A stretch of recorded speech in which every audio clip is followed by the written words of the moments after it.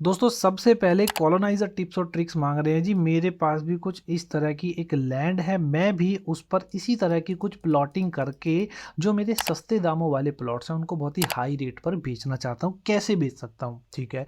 दूसरे वो लोग टिप्स और ट्रिक्स मांग रहे हैं जो कहते हैं जी नई नई कॉलोनी बन रही है, हमारे पास अभी सिर्फ उसका ही इस तरह से लेआउट आया है, तो क्या हमें एकदम से प्लॉट खरीद लेना चाहिए कॉलोनी बनते समय, या कॉलोनी बन जाए उसके बाद खरीदना चाहिए? और ऐसे कौन से प्लॉट हैं जो हमें तुरंत से एकदम से खरीदने लेने चाहिए, बाकी कुछ भी चीज़ हमें नहीं देखनी चाहिए, ठीक है।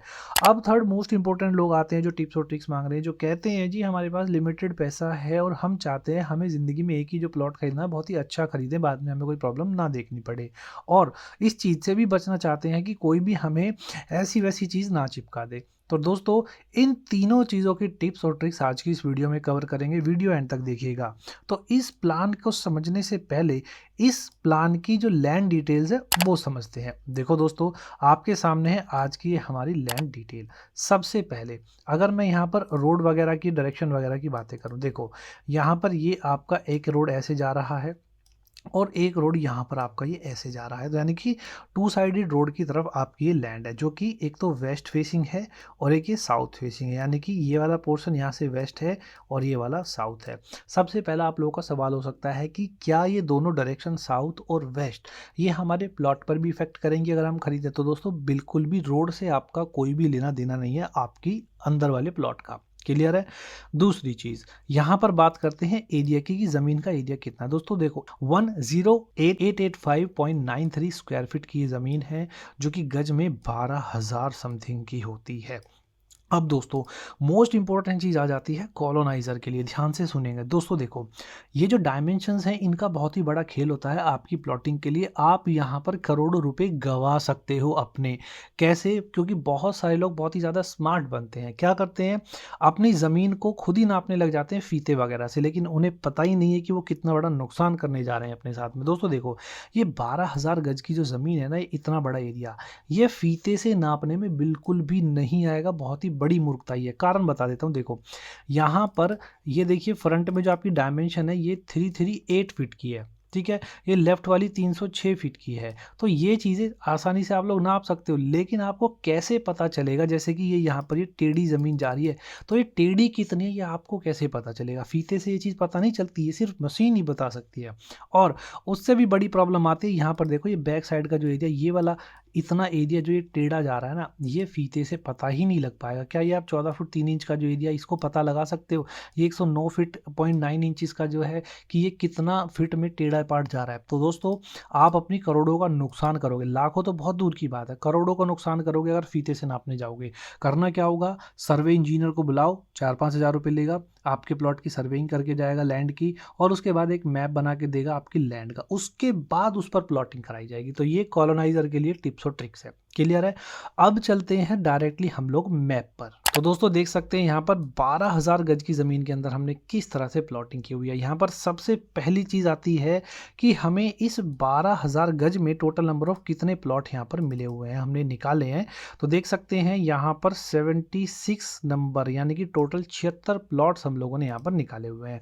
अब दूसरी मोस्ट इंपॉर्टेंट चीज़ आती है कि इस 12,000 गज की ज़मीन के अंदर हमारा कितना परसेंट एरिया यानी कि ज़मीन रोड के अंदर गई हुई है। तो यहाँ पर देखेंगे मैंने लिखा हुआ है 26.44 यानी कि 2979 स्क्वायर यार्ड तक ज़मीन हमारी रोड के अंदर गई हुई है। यानी कि इसका मतलब ये है कि हमें इस जो लैंड हमारी रोड में गई है उसका पैसा तो देने वाला नहीं है कोई भी कस्टमर। जो भी पैसा देगा इस 73.56 का जो एरिया है, सिर्फ इतने ही एरिया का पैसा देगा, ठीक है।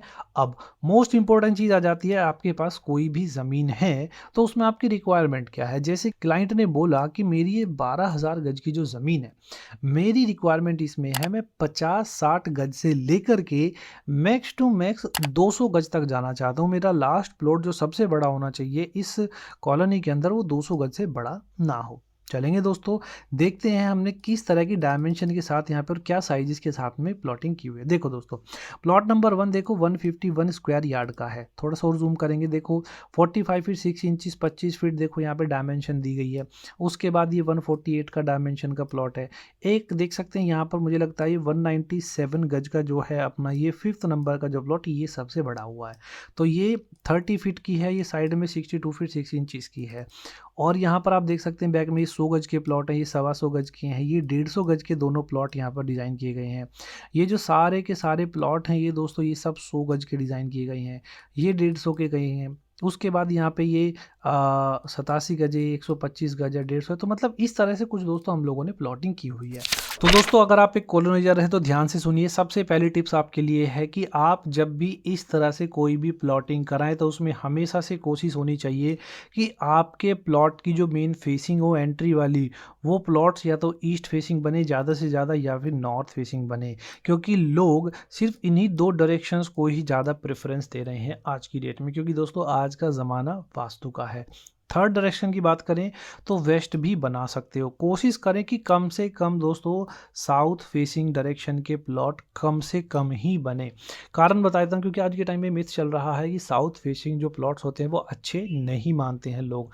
बट मैं आपको सजेशन देना चाहूँगा, जो भी प्लॉट खरीदना चाहते हैं चारों डायरेक्शंस अच्छी होती हैं, बशर्ते ये है कि आपका जो नक्शा है वो किस ढंग से बनाया गया है। क्लियर है? तो ये कॉलोनाइजर ज़रा ध्यान से सुनेंगे। जैसे कि आज के हमारे इस प्लॉटिंग के बारे में बात करूँ दोस्तों, मोस्ट प्रोबेबली जो हमारे प्लॉट्स हमने यहाँ पर डिज़ाइन किए हुए हैं, इन तीनों डायरेक्शन को ईस्ट, नॉर्थ और वेस्ट को मिला करके बनाए हुए हैं। सबसे कम हम लोगों ने ये साउथ के बनाए हुए हैं। देख लो, चेक कर लो चाहे तो। देखो दोस्तों, यहाँ पर ये डायरेक्शन वाले एंट्री साइड वाले जो भी हैं दोस्तों, ये ईस्ट फेसिंग प्लॉट बनेंगे। क्लियर है? और ये वाले जो सारे प्लॉट्स हैं ये ईस्ट फेसिंग है।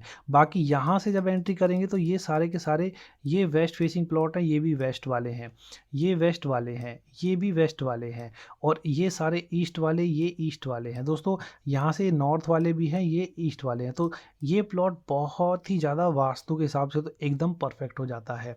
उसके बाद दोस्तों अब यहाँ पे कुछ साउथ फेसिंग प्लॉट्स के बारे में बात करें। जैसे कि देखो, ये प्लॉट यहाँ से साउथ फेसिंग, यहाँ से, लेकिन यहाँ से ये वाले नॉर्थ फेसिंग है, ये नॉर्थ फेसिंग है। तो मतलब कहने का क्या है कि ज़्यादातर हम लोगों ने ईस्ट और वेस्ट फेसिंग टाइप प्लॉट्स ही बनाए हुए हैं, साउथ फेसिंग बहुत ही कम है। तो सबसे इंपॉर्टेंट पहली टिप्स और ट्रिक्स कॉलोनाइजर के लिए यही रहेगी। क्लियर है दोस्तों? बाकी चीज़ें तो आपकी अपनी है कि आप कितना परसेंट रोड अपना दे रहे हैं, कितना, जैसे यहाँ पे 20 फीट का ये रोड दिया गया है, ये जो मेन रोड है ये 30 फीट का दिया हुआ है, ये 20 का है, ये 18 का है।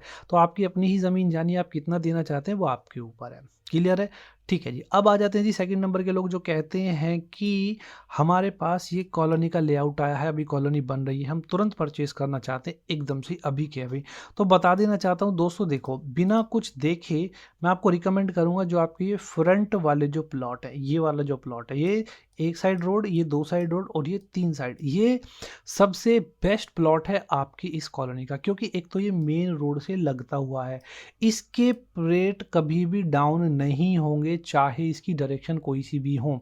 अब इसकी डायरेक्शन की बात करें दोस्तों, इधर से ईस्ट फेसिंग है, इधर से साउथ है और इधर से वेस्ट है। तो ये प्लॉट हमेशा से बेस्ट रहेगा। तुरंत खरीद लो दोस्तों, कुछ मत देखो, तुरंत एकदम इस वाले प्लॉट को भी दोस्तों एकदम खरीद लीजिएगा। ये दोनों प्लॉट बहुत ही ज़्यादा बेस्ट हैं। सबसे पहले नंबर पर दोनों के दोनों यही आते हैं। अब बाकी इन प्लॉट्स को भी एकदम से खरीद लेना चाहिए, क्योंकि ये दोस्तों फ्रंट में आ रहे हैं, एकदम पकड़ लीजिए। ठीक है? अब थर्ड मोस्ट इंपॉर्टेंट वो लोग आ जाते हैं जो कहते हैं जी हम बेस्ट प्लॉट्स खरीदने चाहते हैं और एक ही बार पैसा डालना चाहते हैं, उसके बाद नहीं डालेंगे। क्लियर है दोस्तों? मैंने आपको बताया ये प्लॉट्स तो बेस्ट हैं ही। थोड़ा सा मैं इसको रिफ्रेश करूंगा ताकि आप लोग और भी ज़्यादा अच्छे से समझ सकें। कभी भी आपको कैसे प्लॉट नहीं खरीदने चाहिए, वो आते हैं जी आपके ये वाले प्लॉट। जैसे कि यहाँ पर ये रोड बंद हो गया है, यहाँ पर ये प्लॉट आपको कभी नहीं परचेज करना चाहिए, क्योंकि दोस्तों एक तो इस प्लॉट की जो डायरेक्शन है ये साउथ फेसिंग बन रही है। ठीक है? यहाँ पर ये सिर्फ साउथ साइड से ही एंट्रेंस है। उसके बाद इस प्लॉट में दूसरी प्रॉब्लम क्या है कि जी यहाँ पर ये टेढ़ा बन रहा है, यहाँ से भी टेढ़ा बन रहा है, और ये भी डायमेंशन, मतलब इसकी चारों डायमेंशंस अलग अलग बन रही हैं। उसके बाद ये यहाँ से हम लोग चल रहे हैं और यहाँ पर ये ब्लॉक है, यानी कि यहाँ से एंट्री ही बंद हो गई है। तो ये वाले प्लॉट्स आपको नहीं खरीदने चाहिए। आपको अगर रहने के लिए प्लॉट खरीदने चाहिए ना, देखो ये वाला प्लॉट एज पर the vastu the best plot है। 150 गज का प्लॉट है, ईस्ट फेसिंग भी मिलेगा और नॉर्थ फेसिंग भी मिलेगा दोस्तों, मतलब मज़ा ही आ जाएगा। आप रहेंगे इस प्लॉट के अंदर, आपको कोई भी समस्या नहीं आएगी। अब जैसे मान लो हम उसके ऑपोजिट अगर जाएं, जैसे कि ये वाला प्लॉट है, ये प्लॉट अच्छा है लेकिन ये उतना अच्छा नहीं है आप लोगों के लिए। कारण बताए तो देखो, ये ईस्ट फेसिंग बनेगा और ये साउथ फेसिंग भी बनेगा, यानी कि इधर से तो ईस्ट होगा, इधर से साउथ होगा, नॉट एप्लीकेबल। अब उसके बाद दूसरे प्लॉट की कोई बात है, देखो ये वाला प्लॉट और भी ज़्यादा अच्छा मिलेगा लेकिन थोड़ा महंगा मिलेगा क्योंकि ये फ्रंट में आ जाता है। तो ये प्लॉट रहने के मकसद से एकदम बेहतर है। बाकी ये प्लॉट आप खरीद सकते हैं, ये वाले प्लॉट भी आप खरीद सकते हैं क्योंकि ये ईस्ट फेसिंग है। मैं सबसे पहले प्रेफरेंस दूंगा कि आप लोग ईस्ट फेसिंग ही खरीदें क्योंकि सनलाइट घर के अंदर मेन होती है। क्लियर है दोस्तों? उम्मीद करूंगा कि आपको मेरे सारे सवालों के जो इंपॉर्टेंट थे उनके जवाब मिले होंगे। आपका कोई भी कन्फ्यूजन है, कमेंट बॉक्स ओपन है, जाइए कमेंट कीजिए, आपके सवालों का जवाब नेक्स्ट वीडियो में ज़रूर से दिया जाएगा। चलेंगे दोस्तों, आज की इस वीडियो में बस इतना ही, मिलेंगे नेक्स्ट वीडियो में, तब तक के लिए नमस्कार।